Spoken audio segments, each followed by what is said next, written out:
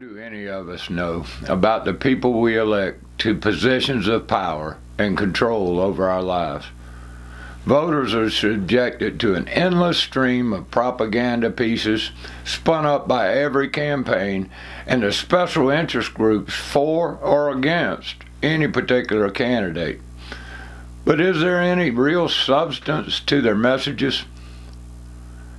Every candidate is portrayed as family-oriented, wholesome, caring, and the best character possible. They are often pictured with their families or kissing babies as the spin masters attempt to pull the heartstrings of the voters. The job of the spin masters is to portray the client in the best possible light with no regard if the portrayal is true or not. Does the truth matter anymore? After all, it's just politics. Let's contrast the employment process of campaigning and voting to that of the corporate world. The process of getting to know the applicant for a high-level job in the company. Consider a $50 million company, approximately the same size as the Kershaw County budget. Let's just say they're looking for a CEO and vetting their list of potential employees. The process would be nothing short of extensive and come at a significant cost to the company. The applicant's work history, including the duration of employment and level of performance, would be attained. What positions did they serve and why did they leave? Were their departures voluntary or mandated by the management? And if applicable, are there previous or pending accusations of sexual assault? Moreover, has the applicant ever been charged or arrested? And if so, for what? Have they ever been found guilty of an infraction, a misdemeanor, or even worse, a felony? What were the ramifications of these crimes and what risk, if any, could they pose to the company? As the alphabet agencies know best, let's defer to the Central Intelligence Agency, the Federal Bureau of Investigations, or the National Security Agency, to name just a few. For so much as a custodial job, these agencies learn more about the applicant than their own families. In contrast, when a public citizen campaigns for control through representation, we, the people, must rely on their face values, alleged morals, and indistinct promises. Who is the wolf in the sheep's clothing, and why must we play this game of Russian roulette at the ballot box? One of the reasons we're in the state that we are today in the United States of America is because the people never vet the people wanting to lead us. In every case that you look, after you vote, after they get in, that's when you start to understand who these people actually are. This report is a case study in what happens when we don't know who we are voting for. If a government claims a right, and then their claim is that they derive these rights from the people. Right. Well, how can people give a group rights that they don't themselves have? To steal from each other. Right, if we can't tax people, like I can't tax you, where exactly does government derive this right from? And once you come to, you realize that the goal ought to be as voluntary a society as possible. Now, how exactly you achieve that, how far you can push that is debatable, but certainly that should be the goal. That if government is providing a service for you, well then why does it need to be provided by force?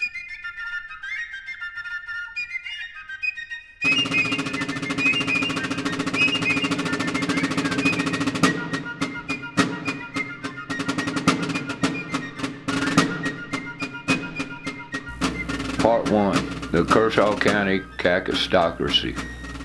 Derived from two Greek words, A kakistocracy is a system of government run by the worst, least qualified, or most unscrupulous citizens. It's been used sporadically to describe regimes across Russia, Egypt, China, and yes, even the United States of America.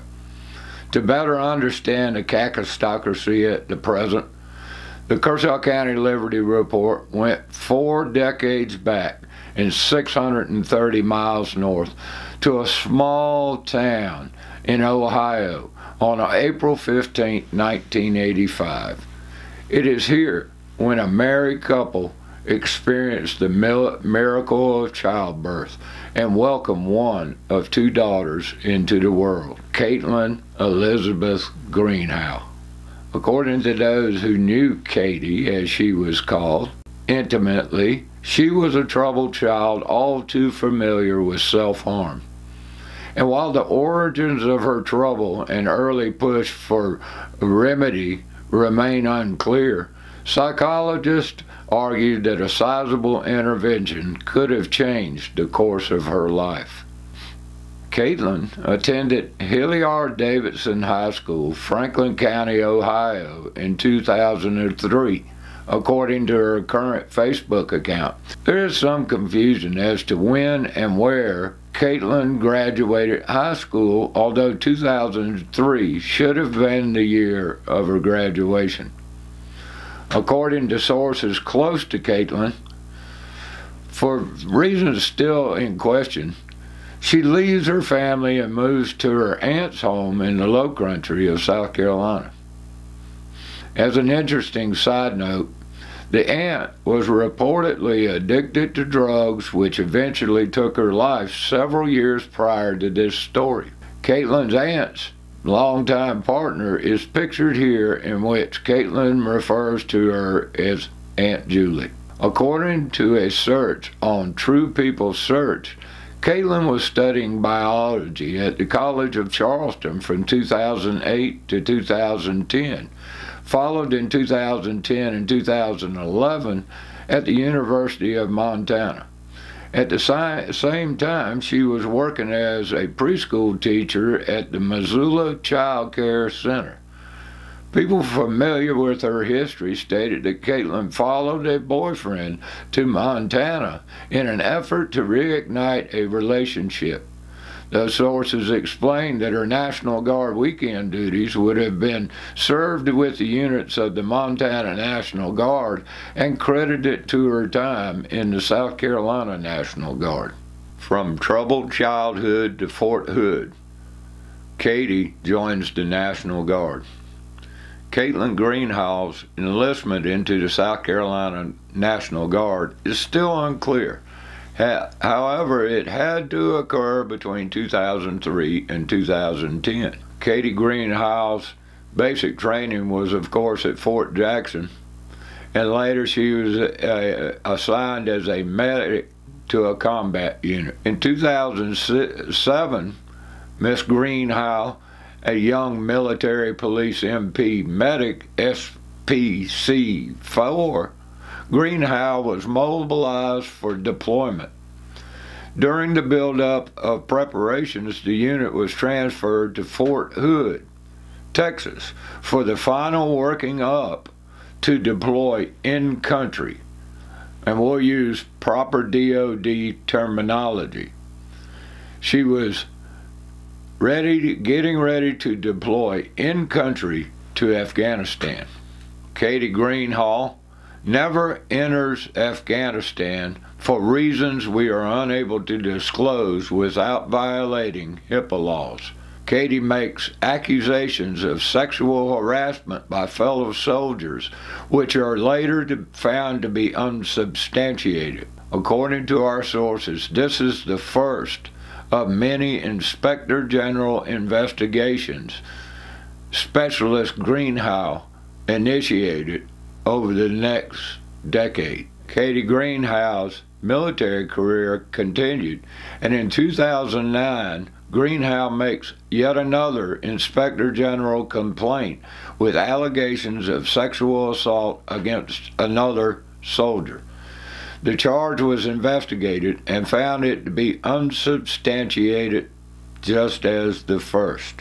2011, Specialist 4 Green Howe was again mobilized, sent to Fort Hood for a workup, and made it in country to Afghanistan for a scheduled one-year tour.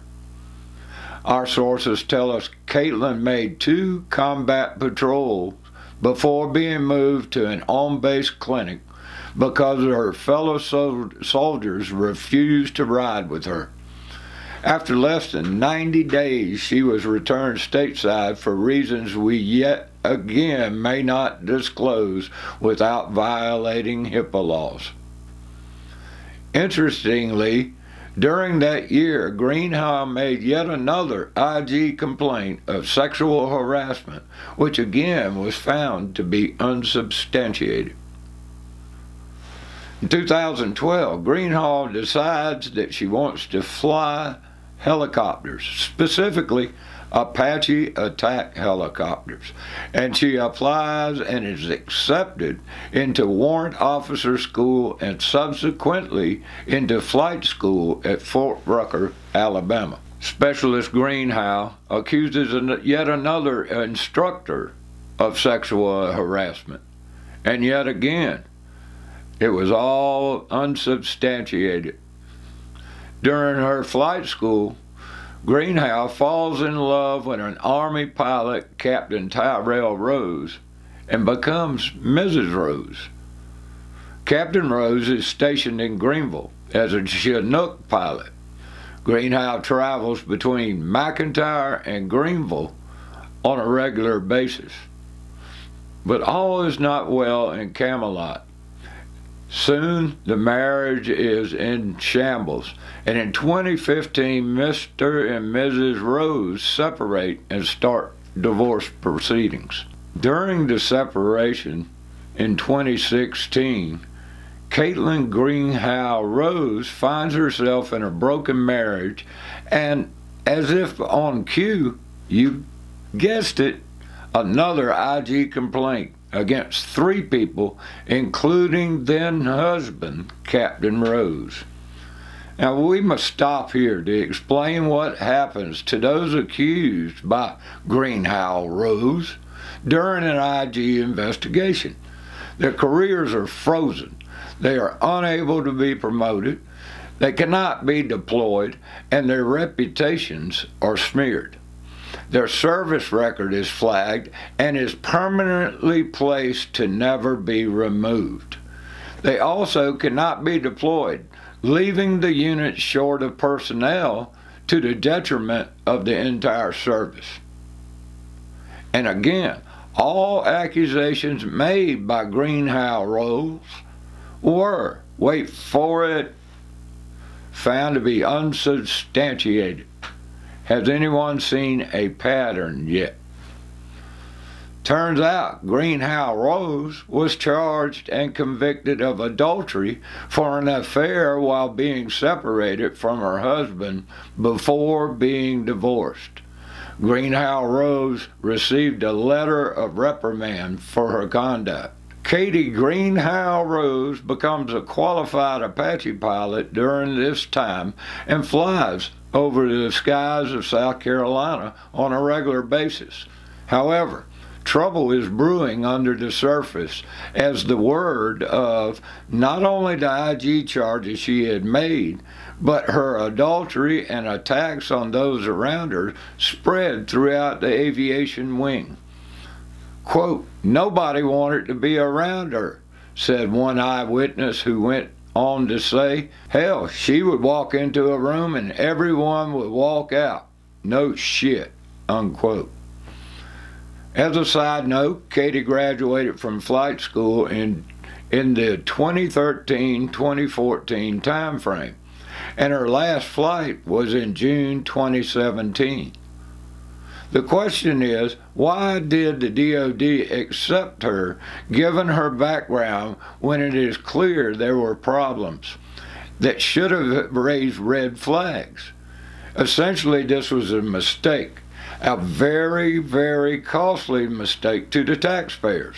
In fact, it is estimated to cost $1 million and require a 6-year commitment from every soldier chosen for their training, as well as all the investigations started from her false allegations against anyone who came in contact with her. Also bad for unit cohesion. Katie Guinn wasted no time moving on and found a new love in a small catering shop in historic Camden. Katie and Trip Guinn started dating in the waning months of 2016. 2017 marked yet another major turning point in the life and career of Katie Guinn. The aviation unit had received deployment orders in the latter part of 2016 and was working toward their readiness targets before being shipped out to Fort Hood for the final workup before being deployed in country to Afghanistan. As deployment neared, Katie was treated to a large farewell party in May. In June, leading up to Katie Guinn's deployment, she married Trip Guinn, thus becoming the Katie Guinn we know today. The two were married in Greece and spent their honeymoon there at her urging. Katie goes to Fort Hood, Texas in late August for final workup before in-country deployment. People familiar with the incidents say Katie would cry all day and use the only van the unit had as a shuttle to drive between the psychologist and the chaplain's offices. It finally got so bad the command decided they could not have this action and ordered her home. Due to HIPAA, we cannot disclose any information regarding any medical information in relation to this incident. Katie was ordered home and grounded. Shortly after returning, Guinn posted a picture on her social media page at an Ohio football game. This upset the people in her unit at Fort Hood, who are away from their families in the heat of the desert, getting ready to deploy to a war in Afghanistan. And here she is enjoying herself at an Ohio football game after getting sent home for crying all day. 2018, in June, she came off of deployment orders and went into a GS General Services 9 job at Joint Force Headquarters as an equal opportunity specialist. She was also transferred from the aviation unit to a position at the Pine Bluff Armory in Columbia for her weekend duty station. The unit is dubbed by the other soldiers as the Island of Misfit Toys, a reference to the animated Christmas. Caitlin was grounded for reasons we cannot disclose. After she was cleared to fly, her flight status had been degraded, and she was needing to spend more time in a simulator to bring her training levels back up and again be able to fly. Due to scheduling problems on her part, Caitlin was unable to gain the amount of simulator time to be able to actually fly. Her command refused to allow her to fly, despite being cleared to fly. Nobody wanted to fly with her, said one person with knowledge of this time. Quote, Katie is the reason women have a bad reputation in the military, said one woman Apache pilot. The Guinn family welcomes a baby boy on April 29, 2019, as their family continues to grow. In June 2019, Katie is reassigned to the 351st Aviation Support Battalion with little contact with flight operations, including her own flight time. On multiple occasions, Miss Guinn tries to get the command to let her fly, This happens multiple times over multiple years, and despite being cleared, command will not let her fly. Trip Guinn focus on their new lives with their new baby boy. Well, during that period of time, Trip Guinn had a catering shop at 1011 Galleria, a building on the corner of Rutledge and DeKalb in downtown Camden. Katie Guinn begins to complain to the landlord, Creighton Miles, who owns the building there, about the rent, the electricity bill and the water bill going up. Katie then complains and complains and begins to pay the rent on the last day of the grace period, at the last hour of that grace period. And for months she pays this at that time. She was in the car headed from Columbia to pay Creighton Miles the rent and was stuck in traffic. She made a phone call to Creighton, and when Creighton answered the phone, she said, I'm gonna be late. And Creighton said, well, if you're gonna be late, it'll be a $25 late fee. Well, apparently Katie went ballistic. And why? It's not my fault. It's not my fault. So the next day, Katie came into Creighton's office and poured 2,500 pennies on the desk and screamed, "There's your late fee." Subsequently, the Guinns get an eviction notice and are scrambling around trying to find another place with a commercial kitchen so that Trip can continue to support his family. During this period, around March, Katie takes her young son, Eli, and runs off. Trip calls 911 and officers with the Camden Police Department respond. Subsequently, attempts to obtain the 911 recordings have yet to be successful. During 2020 and 2021, congressional investigations are launched from complaints from Katie about gender being part of the reason that the command is not letting her fly. Due to the level of command structure accused of this, it's kicked up to a congressional investigation. The whole command is now, their careers are frozen, and they can't do anything until, they can't even deploy until the congressional committee comes back with their disposition.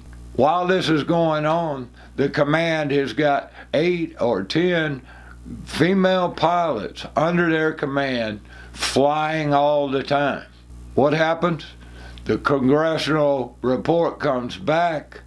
There's nothing to be substantiated. There was no sexual gender preference. Subsequently, around January or February in 2021, Guinn begins to work inside the Kershaw County GOP. During this time, when they're moving from the 1011 Galleria now to the paddock and scrambling around, Katie gets the idea that she wants to jump into politics. We've got to do something. She begins to work inside the Kershaw County Republican Party and organizing people for the precinct reorganization in May and April of 2021. And then in April at the county convention, Katie Guinn is elected to be the Kershaw County Republican Executive Committee delegate to the state GOP. As the executive committee to the state, She was invited to all the galas, the GOP galas, as these pictures show, and was hobnobbing with Ted Cruz and Henry McMaster and the dazzling bright lights of political life. So in June of 2021, then State Representative Vic Dabney decides that she'll be a perfect liaison to the state delegation, legislative delegation to the Kershaw County Council. She is then hired as an assistant liaison to the Kershaw County state legislative delegation. This is where the seed is planted to get Katie Guinn to run for Kershaw County Council chairman against Julian Burns.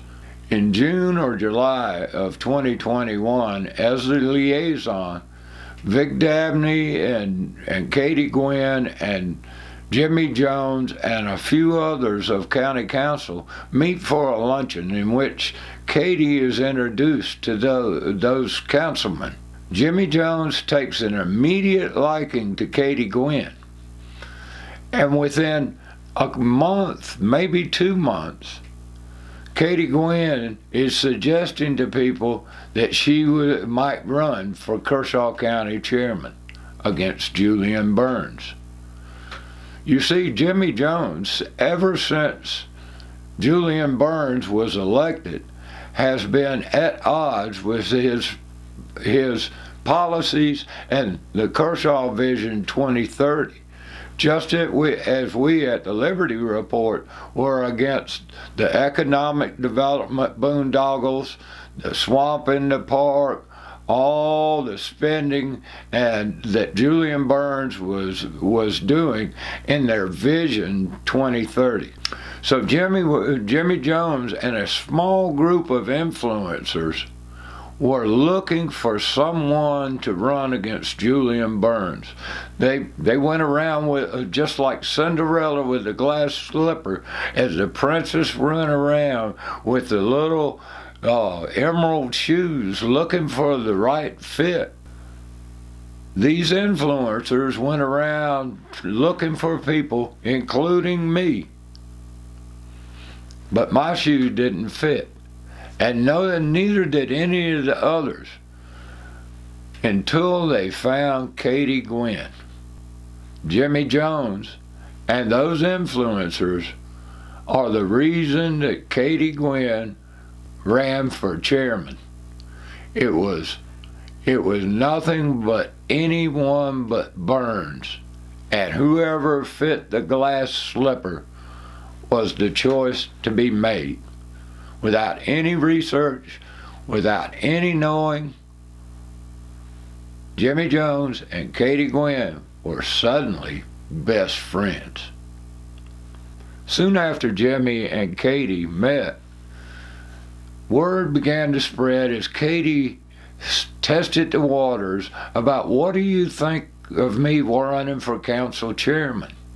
Vic Dabney told her that if she did, she would have to resign her seat as liaison in order, by law, in order to run for council chair. According to Mr. Dabney, she refused to do that. Subsequently, State Senator Thomas McElveen and another gentleman met with Katie Guinn at a lunch in Bishopville, in which Thomas McElveen himself told Katie, you have to resign as liaison. Subsequently, in October, Miss Guinn resigns, saying that she would run for county chairman, and in the best interest of Kershaw County residents, she thinks it's a good idea to resign. Nothing about, according to the law, you have to resign. Again, another lie. Katie Guinn officially files as a candidate on April 15, 2022. And then in June, Katie defeats Julian Burns in the GOP primary. with no Democratic opposition in the fall election. A Kershaw County woman is making some history as the first woman nominated to be Kershaw County Council chair. Katie Guinn won the GOP primary this week and faces no Democratic opposition in November, making her the presumed winner. I don't think it has really sunk in yet. I never aimed to make history or to break any glass ceilings. It just happens to be that I am also female. Gwynn's win comes just after Kershaw County made history earlier this year with having female mayors in all the municipalities. Women make excellent leaders. They lead with compassion and empathy. They're excellent decision makers. They really should be in all levels of government and everywhere decisions are being made, and I'm just excited for that. And so I think the people of Kershaw County have embraced that and elected an all-female team. An inspiration she hopes will inspire her kids and others. So I have a 13-year-old stepdaughter as well and a 3-year-old son. I hope it's inspiring, and I hope it teaches people that if you work hard, it doesn't matter your gender, your race, your background, or where you're from. As she has no opposition, she is preparing for the role and is ready to get started representing the county. The next steps are to get plugged in all the departments in our local government. Don't want Kershaw County to miss a beat come January. I just want us to roll right into decision making and policy. For Street Squad in Kershaw County, I'm Walker Lawson. So in November, Katie is officially the chair-elect, and Guinn is sworn in as the first woman chair of the Kershaw County Council in January of 2023.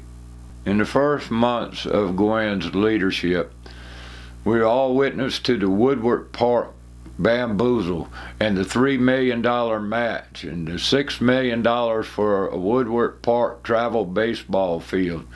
In spite of what Katie Guinn had told everybody when she was running for office and went against the will of the people in this case, Guinn seemed to have everything under control. It was Camelot all again. But just around August, there are rumors of affairs, and an affair becomes known. Subsequently, Katie goes on vacations and moves in with the Joneses, Jimmy Joneses, for a period of around 3 weeks. It's still unclear when the affair started. Guinn stayed with the Joneses for 3 weeks after the affair became known to Tripp. After Gwynn's separation, she moves to go to Fort Rucker for aviation training. More on that in a minute.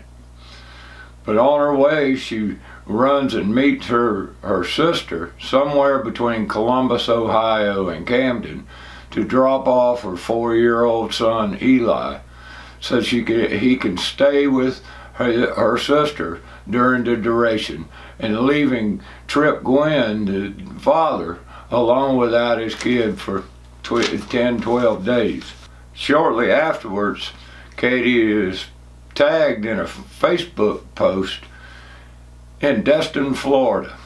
And as you can see here from the quote, she says that she's a single mom and an Apache pilot, one of 40 in the nation. First, we know she's not a single mom, that she's just now separated. Then we know that she's not a qualified Apache pilot and hasn't flown since June 17 and probably will never fly again. And then there are more than 40 women Apache pilots, Chinook pilots, all kinds of helicopter pilots in Army aviation in the nation. And she knows that that was a lie too. There's lie after lie after lie.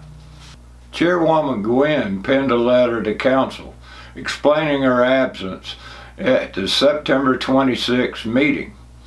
The letter, which is read by Councilman Jimmy Jones, and when you hear this, pay particular attention to when she discusses The reason she's there at Fort Rucker is aviation training. You're welcome, sir. If I could, before we get started, I want to read a letter or an email that Madam Chair Guinn sent to me. She wanted me to share this with the group. First off, I want to say that I salute her service to our country. That's where she's at tonight. She's full-time call of duty. And I'm going to read this verbatim, word for word, as she wrote it. Good evening, Kershaw County. I am currently on temporary duty travel, TDY, attending military aviation training in Fort Rucker, Alabama. I hate that I am missing tonight's meeting, and I am appreciative of Vice Chairman Jones's hard work and assistance with the chair duties in my absence. I will be back and ready for the first meeting in October 10th. To my colleagues, I would like to ask for your nomination in full support of Ms. Heather Ives Dykes to the Planning and Zoning Commission tonight. I look forward to getting back to the people's business as soon as possible. Thank you and have a great meeting tonight. Very respectfully, Madam Chair Katie Guinn. Makes it sound like she was flying Apache helicopters or something, doesn't it? And no way, shape, or form did this involve any fly time. As our sources said, she wasn't down there flying to learn helicopters, she was learning how to fly a disc. Quote, yes, she is in an aviation battalion, but she ain't flying. One of the experienced and knowledgeable staff sergeants told us. We asked several of our sources if Katie would ever fly again, and every single one of them did not hesitate and said no. We also asked our sources that there was a 6-year contract that Katie and all soldiers that are going into the aviation wing, in order to go into flight training, they have to sign a 6-year commitment, a 6-year contract to fly and do the things they need to do in order to live up to the contract and pay for the $1 million of training that they're going to receive. We asked our sources, well, is there any consequences? But it appears Katie has not lived up to those commitments. All of them said there are no consequences. She's never been reprimanded for any of this. And in this woke military, it just goes by and nobody says anything, and they get shipped off to other jobs and moved around, and they're counted on the rolls, but still are not there to fly. Quote, she was shipped off and appeased. Nothing ever happened any of the times. So what's really going on?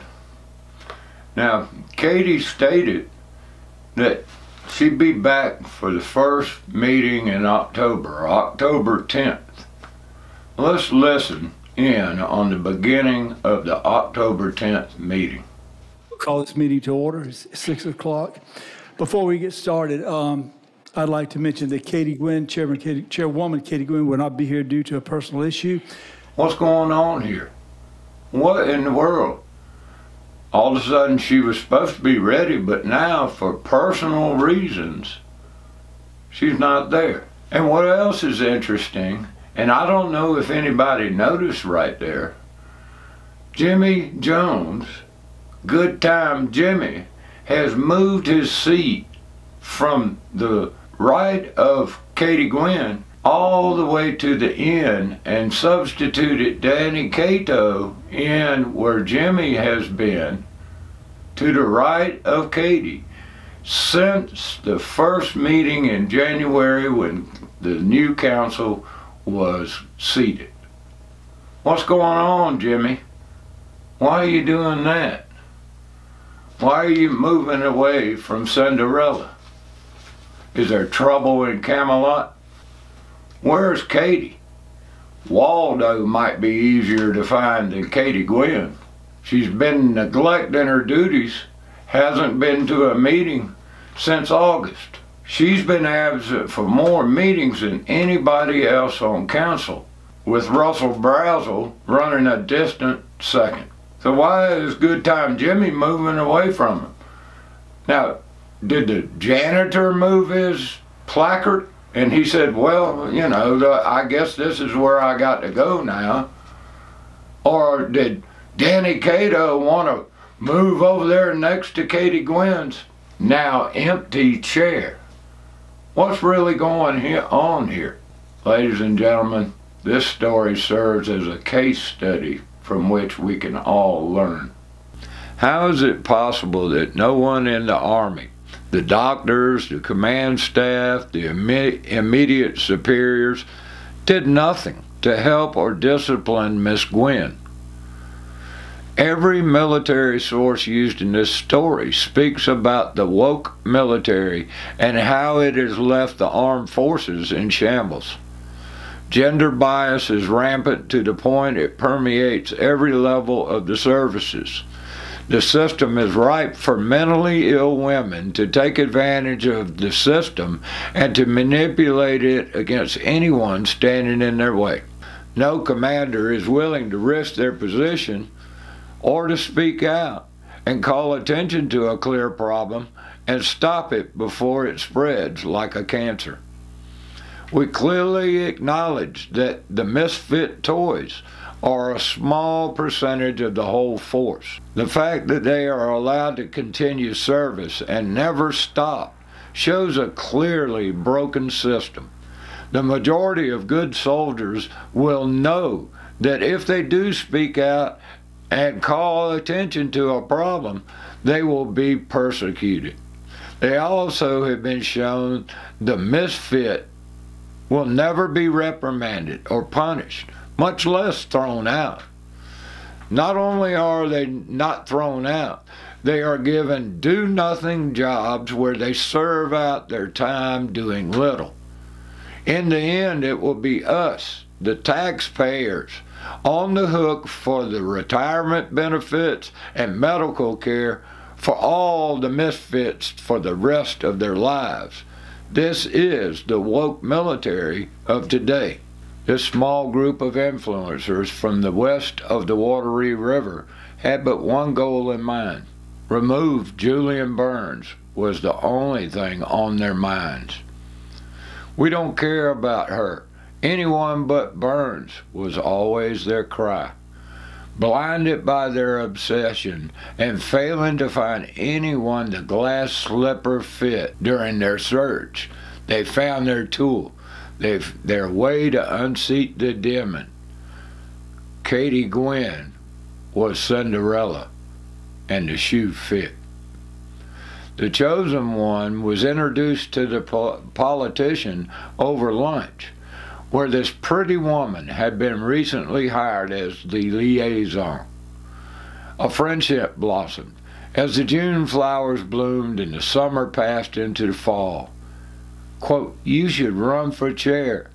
You are very smart, and we need people, good people like you. I can help." I can hear all the same lines ringing in my head. So what's going to happen? What is going to be the next bomb? Katie's history tells us that she has reached her zenith yet again, and the stars are about to fall.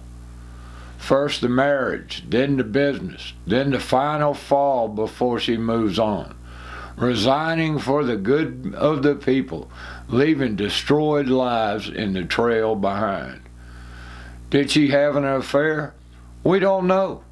But the lessons we have learned might perhaps give us some pause.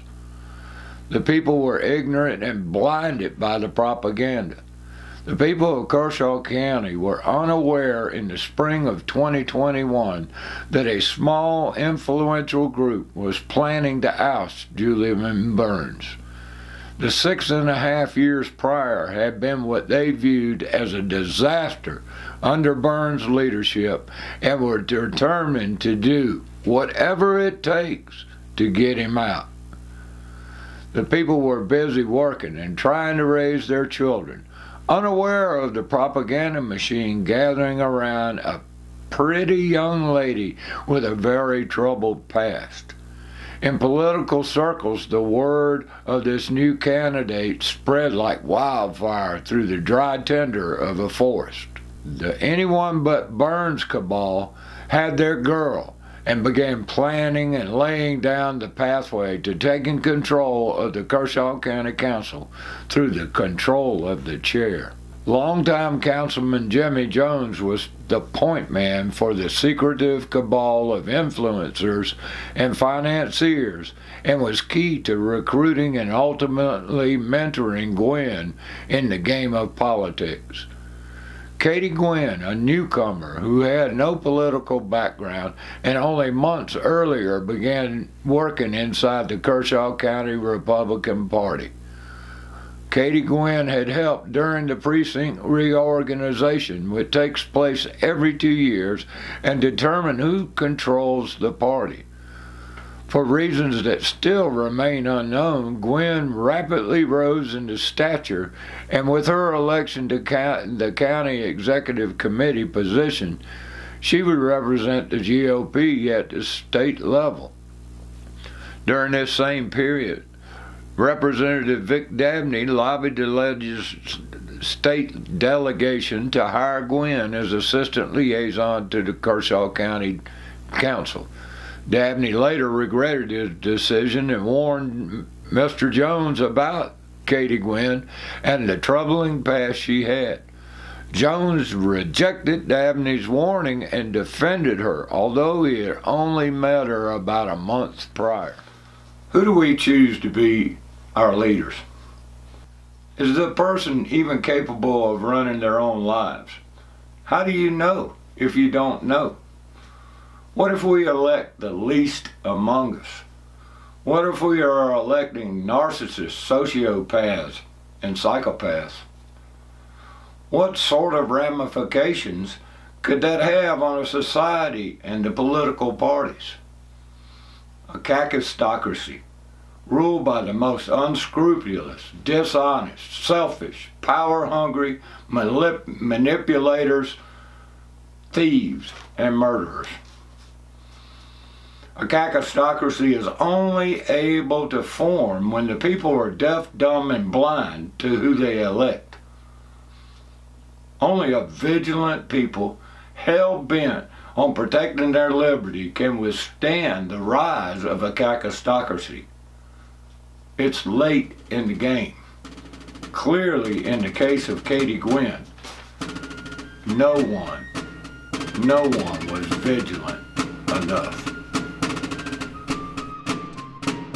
If a government claims a right, and then their claim is that they derive these rights from the people. Right. Well, how can people give a group rights that they don't themselves have? To steal from each other. Right, if we can't tax people, like I can't tax you, where exactly does government derive this right from? And once you come to, you realize that the goal ought to be as voluntary a society as possible. Now, how exactly you achieve that, how far you can push that is debatable, but certainly that should be the goal. That if government is providing a service for you, well then why does it need to be provided by force?